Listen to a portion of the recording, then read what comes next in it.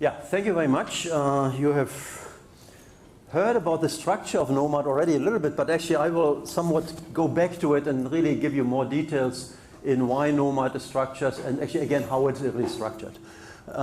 So this is called, actually not by me, but by Claudia, but actually I'm following what she tells me, a primer to NOMAD. So very basic. It has to do actually that I really want to emphasize what is now called really open science and still like to convince you to keep the spirit of open science, and you will see what we mean. And then actually talking about the data which we have, and it's really a lot of big data which you see now, and there is actually possibilities that we can get information from big data about patterns in data even without, or even with have very little information about the physics behind it and thinking about the physics later. Is this a little bit too loud, or is it actually for me it really has I'm speaking louder than Claudia is, so for me it sounds a little bit too loud. Anyhow, so let me actually just go with a very basic general opinion which we have actually in what our topic is, namely telling you about the research paradigms, which in fact for me it's fine. I think for you guys it's also okay. Good, thank you. So we want to go actually to where the light is in this big tunnel, right? And so the light is in some way actually coming together with a new paradigm how to do and how to get knowledge for material science and for engineering. If you just go back in history and how science has evolved, it started for sure with experimental science, and I just have two examples here. One is a candle. There's a very nice Christmas lecture by Michael Faraday in telling actually why the candle has the colors it has and so on. And this is a free electron laser, another little tool which people use now to really look into properties of materials. This is still, so there's something actually which has changed with the meaning of what the word paradigm means. Paradigm is the way of thinking. In the very old way, it was actually meant that paradigm means actually a complete revolution and the old thinking doesn't have any place anymore. That's certainly not true. A paradigm is a new way of thinking. The thinking was not there, but actually everything in the past is still valid. And of course, experimental physics is still actually a very important tool. Then, roughly in the 16th century or the end of the 15th century, Kepler and Newton and a lot of other people, Maxwell, started in fact creating what we now consider theoretical science and having really Maxwell equations which are really very general or this is actually from Gibbs, thermodynamics. So theoretical science really deriving general laws and models came somewhat in this type of period. In the 50s or 60s, molecular dynamics or Metropolis, Monte Carlo, and then also density function theory in 1964 came about and really created something which again was a new type of doing research and getting information, and that is what we nowadays call computational science. We call it also simulations. In the old ways we called it actually even computer experiments. You solve the equations for something which really people could not really measure, and that is now actually a very big paradigm how to and column how to do science. And right now I think we all live in a very exciting time that we all together create a new paradigm. We are creating a new paradigm that doesn't happen very often in your life, I feel, which we call big data science, namely considering that there is information in data, even if you have not, I mean, in the old time you had actually an idea, you wanted to study something very specific. Now you start in looking actually in a more broad way. You collect data and you look, is there information, if there are patterns in this data, and can you learn something from the pattern by using, which some people call machine learning, or actually data mining, compressed sensing. There's a lot of things you will learn during the exercises here, and I think we are still actually shaping this type of new paradigm. So it's an exciting time we are living in to do this. I mentioned before that this is only actually possible because of something which is now called open science, sharing data. There's a big discussion the last half year. If you look, I have to admit I'm not reading very often Science and Nature, but actually if you look in Science and Nature, they make a big thing in that if you submit a paper, you have to give all the information. And there was some editorial in June from Nature, actually on the website, it's called Empty Rhetoric Over Data Sharing Slows Science. And someone's saying that governments should really force people to do more sharing. there was a little communication on this big thing. This was actually dealing with all the science, from astrophysics to biophysics, that people were keeping the data and not sharing all the information. What we have succeeded, and we means really it started with Claudia and myself more than 5 years ago, I think, in the spirit at least, is really changing this thing in computational material science. And actually, there's another communication now in this thing by Claudia, by Francesc Ilias from Barcelona, myself.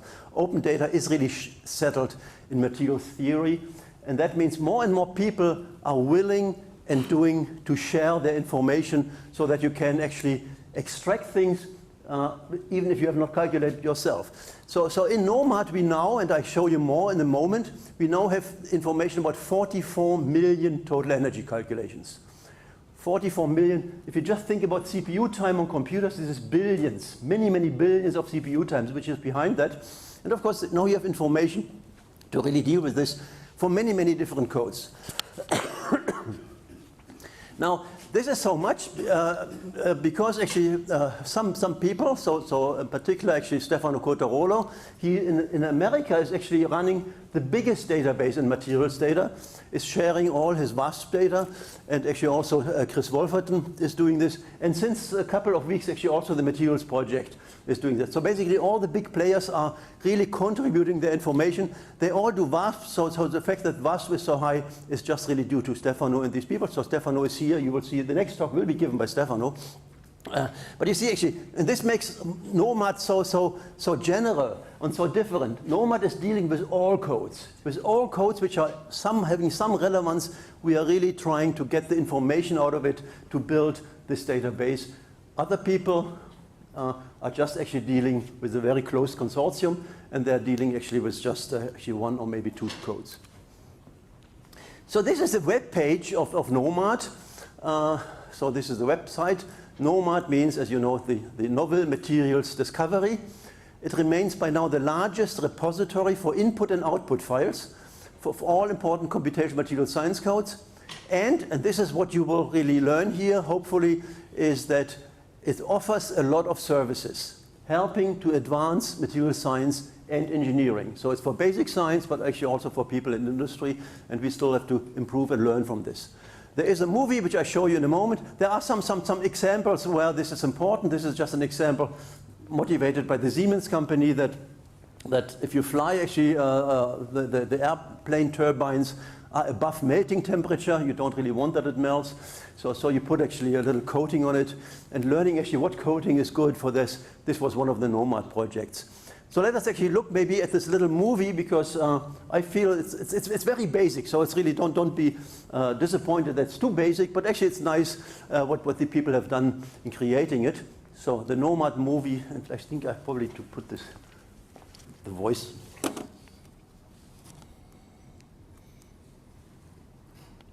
Okay, so this disappeared. I think Hong, somewhat, did you switch this off? Because we switched somewhat some things here.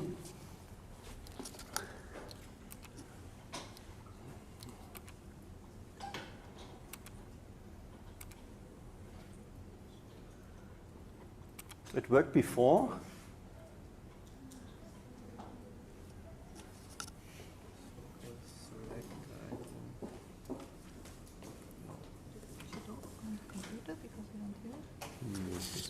Dann würde er das nicht anzeigen hier. Zeigt er an? Ja. Okay. Nee, wir haben vorhin bei dir umgeschaltet hier, aber ich weiß nicht genau, welcher das jetzt wieder ist. So why is this red? Red means active? Yes, I think in this Okay, means 1, 2, 3. laptop. Yes, that should be.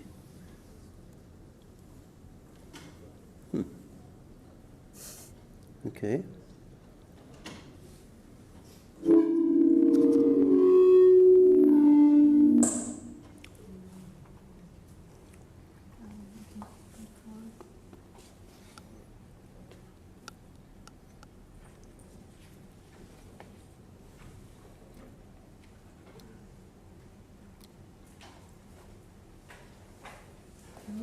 Can you go to library? Mhm. Machst du dabei weiter und wir zeigen das morgen am Schluss? Oder? Okay.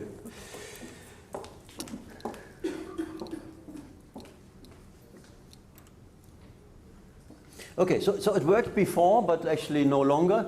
And we show this movie later just for fun. And I just tell you a little bit actually what the message is. So NOMAD, as you have heard already, starts actually with the repository. The repository is a thing where we collect data. Everyone who does a calculation can upload the data there. And we guarantee that these data will be actually kept there for more than 10 years at least. So it's also a nice way. Actually, the way it started was really, again, actually between Claudia and me, that at some point I had really problems in finding the files which a PhD student has done after he has left after 2 years. So now actually everyone can really do this. You upload and you find actually even after 5 years again what you have done. Okay. It should be working. Now it should be working, okay. Let's see. Oops.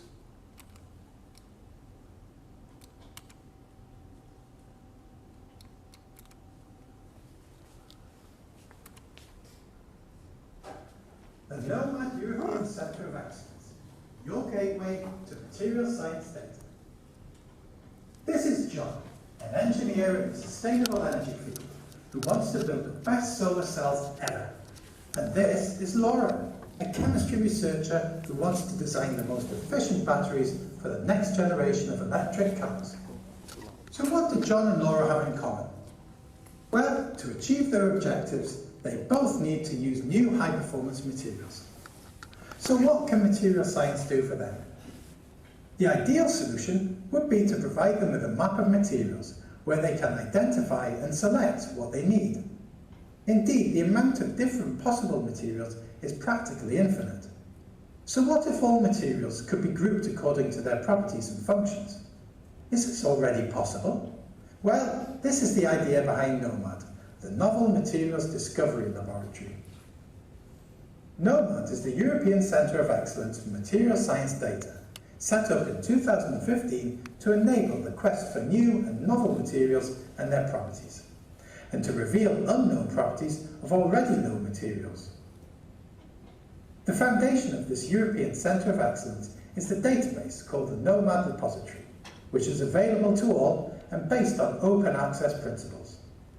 It hosts input and output files of all significant computational material science codes for at least 10 years, for free.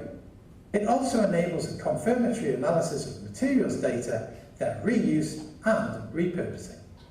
As the NOMAD repository includes extremely heterogeneous data, which do not allow for direct comparison, these are being processed into code-independent, machine-readable and standardized form.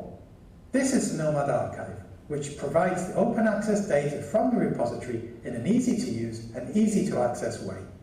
The archive is the base for the NOMAD Encyclopedia, which displays the properties of computed materials based on millions of calculations that have been performed worldwide. Not only does the encyclopedia provide information about known compounds and their known properties, but it also makes it possible to propose a previously unknown material with the desired characteristics for special application, or to bring to light the previously unknown properties of known materials. The NOMAD COE also provides a set of big data analytics tools that uncover structure and correlations in big data of materials. This enables scientists and engineers to decide which materials are useful for specific applications, or which new materials should be the focus of future studies. As seeing helps understanding, NOMAD is also developing a virtual reality environment to allow for interactive data exploration, training, and dissemination. Clearly, all of this is made possible by the underlying NOMAD high-performance computing platform, which consists of a distributed multi-layered storage system connected to scalable computing capacity. Data is the raw material of the 21st century. If you deal with material science, the NOMAD Centre of Excellence is your gateway. Start using it now at nomad-coe.eu. Okay, so this is the simplistic description of what we are doing. So we have done this, we have seen that already. So it starts really with the repository. And again, actually, what is really different is that we are not really having data there in the repository. Not just results, we require the complete input and output files. And the reason is to really judge, in fact, for what the calculations is good, and actually where you have to be careful, you need actually all the information. Because we really want also to give a confidence level to data and so on. Currently, actually this was written some weeks ago, actually it's more than 44, actually it's still more, it's not 44 million, I think, total energy calculations.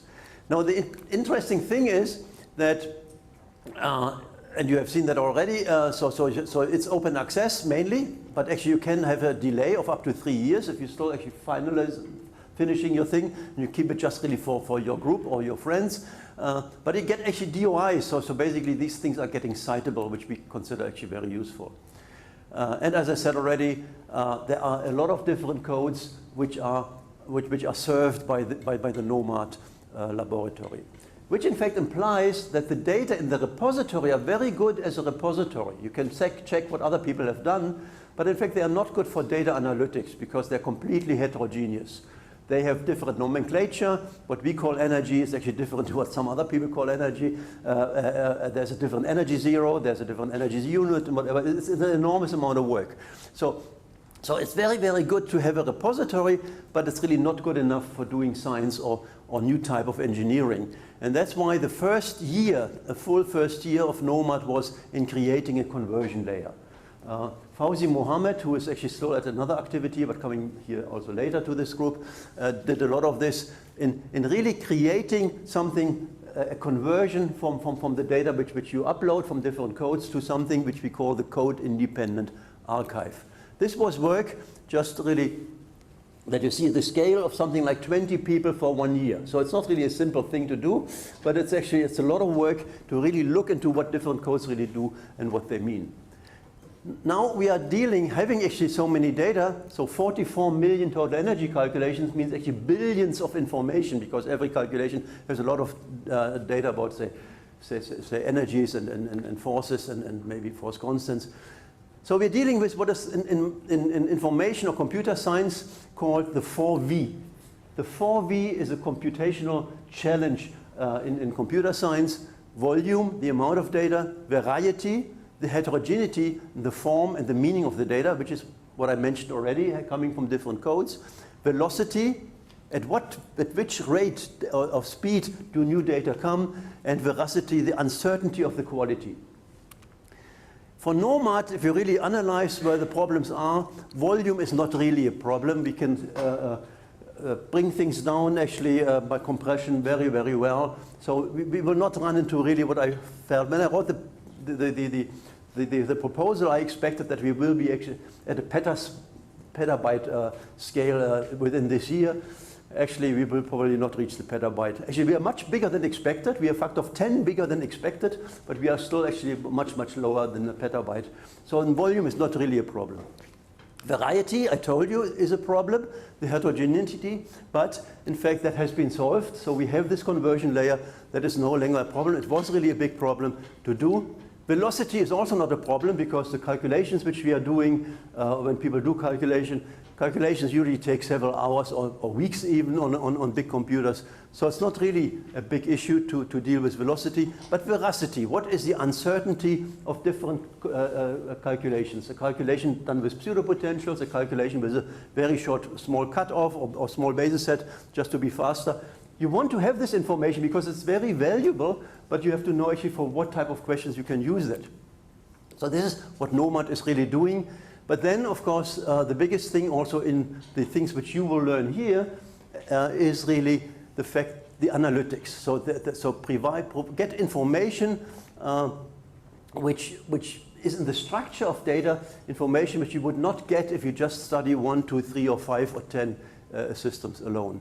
And that was what in this movie was called, and what we call is, can we create a map of materials? Can we really say there are some parameters, physical, meaningful, hopefully parameters, which we call descriptors, and they tell us actually a material behaves this way. And I'll just give you one example. You will see more in I think the talk by Luca Ghiringhelli, work by these people here.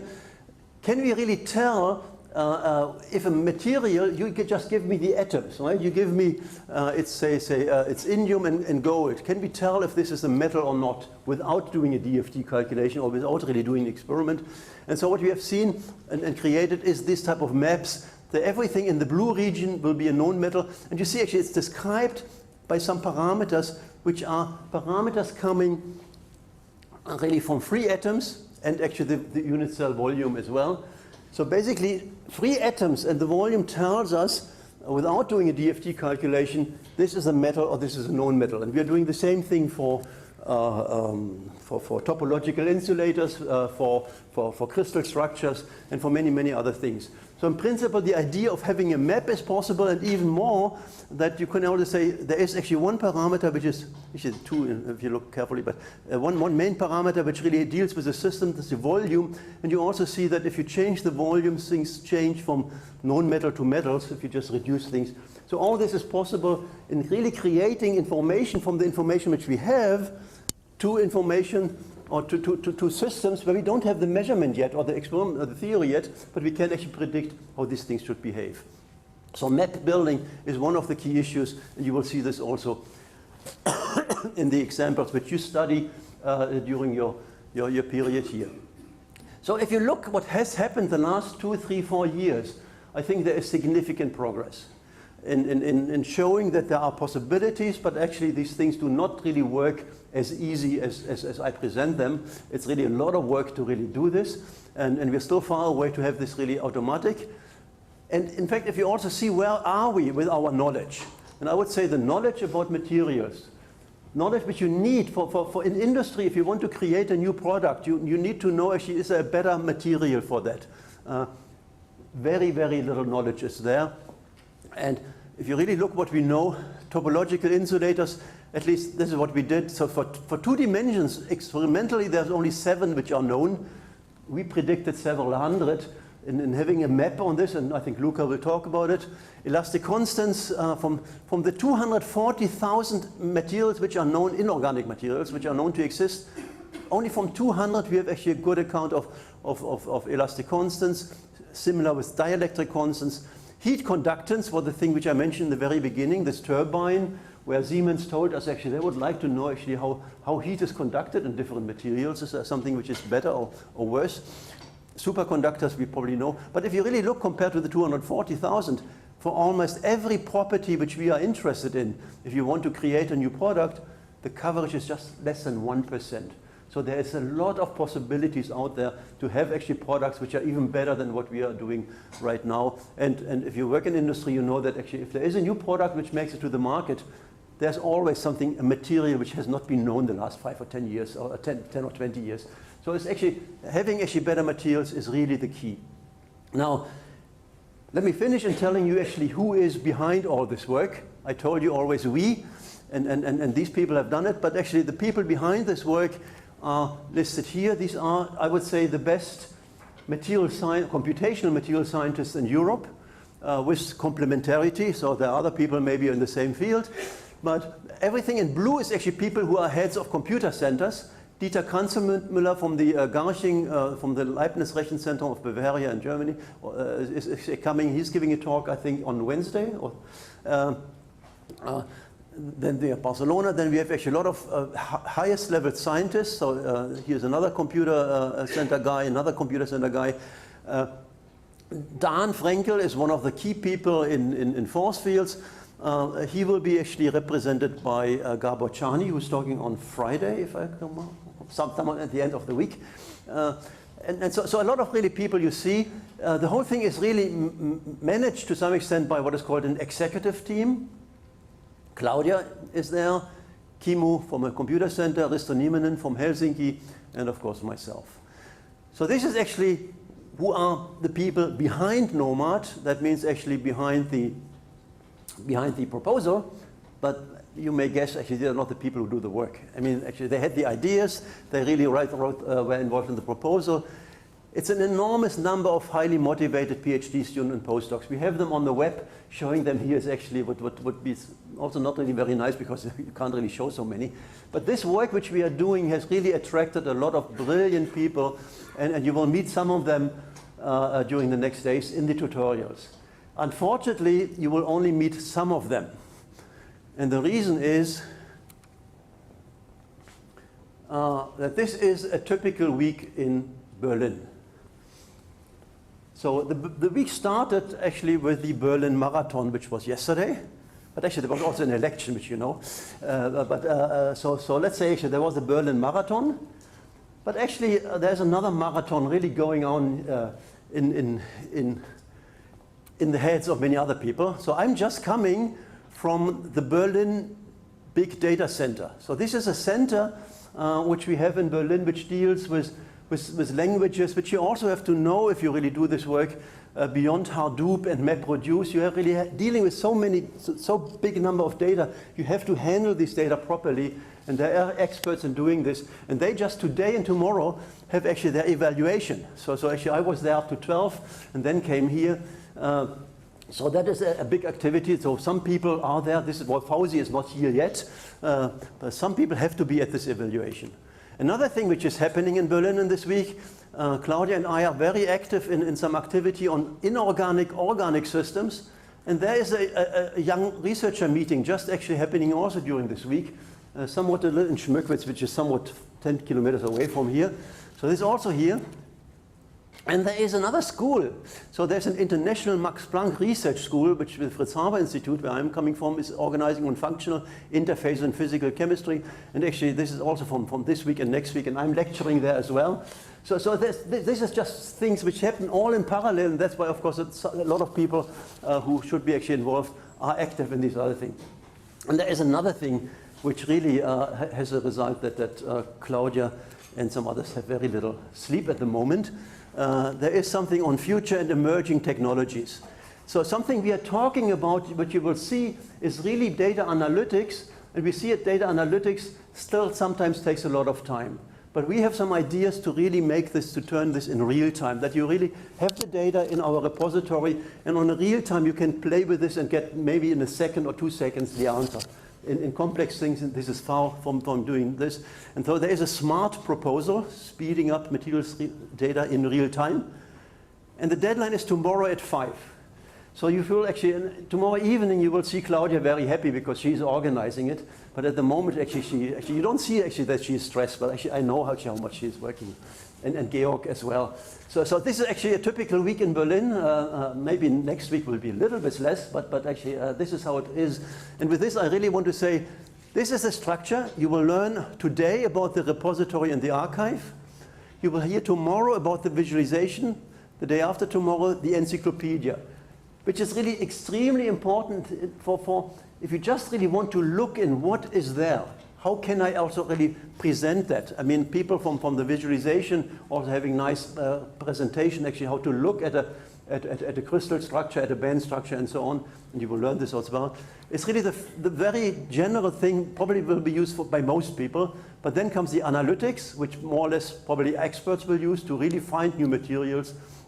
All this, I think we like to tell you where we are after 2 years of hard work in doing this. So thank you very much for your attention. I hope you will enjoy the workshop. Very important that you enjoy it, because you will only be able to work hard if you really enjoy this. But you have to work hard. If you don't work hard, you will not really be able to understand what we are doing. But really, you have actually a fresh view. I mean, we are getting blind. I mean, we are seeing all these things every day and we don't see the problems anymore. If you see a problem, if you see something which could be improved, please make a note and tell us. I mean, we want to get better, but we need you. I mean, the whole thing is a community effort. And the community has to do this together. So also enjoy and learn, but really try and help us to improve. Thank you very much.